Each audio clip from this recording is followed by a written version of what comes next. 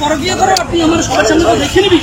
ইনি বিবাহিত মহিলার সাথে কেন আসছে? প্রশাসনের লোক হয়ে যদি আপনার কাজ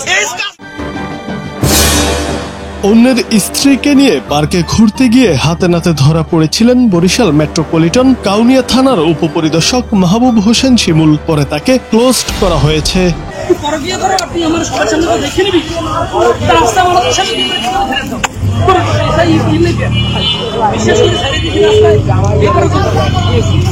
স্থানীয় সূত্রে জানা গেছে, বৃহস্পতিবার সন্ধ্যায় বরিশাল নগরীর বেলস পার্ক এলাকায় রাব্বি খান নামে এক যুবকের স্ত্রীকে নিয়ে এসআই মাহবুব হোসেন ঘুরতে গিয়ে হাতে নাতে ধরা পড়েন। ওই সময় রাব্বি খান ও তার বন্ধুদের তোপের মুখে পড়ে দ্রুত স্থান ত্যাগ করেন এসআই মাহবুব। এই ঘটনার ভিডিও ফুটেজ সামাজিক যোগাযোগ মাধ্যমে ছড়িয়ে পড়লে বিষয়টি মেট্রোপলিটন পুলিশের ঊর্ধ্বতন কর্মকর্তাদের নজরে আসে। পরে শুক্রবার তাকে থানা থেকে ক্লোজড করা হয়।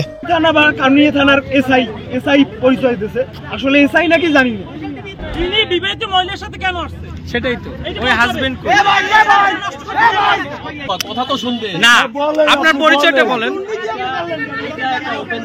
হ্যাঁ হ্যাঁ হ্যাঁ সেটা দাঁড়ান একটু। হ্যাঁ আমরা আসছি আপনার ধরতে। আপনার জনগণ ফোন দিচ্ছে যে আপনি পরকীয়া করেন, সেজন্য আসছি। হ্যাঁ না, হোটেল না। কাউনিয়া থানার ভারপ্রাপ্ত কর্মকর্তা নাজমুল নিশাত ঘটনার সত্যতা নিশ্চিত করে জানান, শৃঙ্খলা পরিপন্থী কাজের অভিযোগ ওঠায় মাহবুব হোসেন নামে এক উপপরিদর্শককে ক্লোজড করা হয়েছে। এরপর তাকে মেট্রোপলিটন পুলিশ লাইন্সে সংযুক্ত করা হয়। News desk, Bangla TV.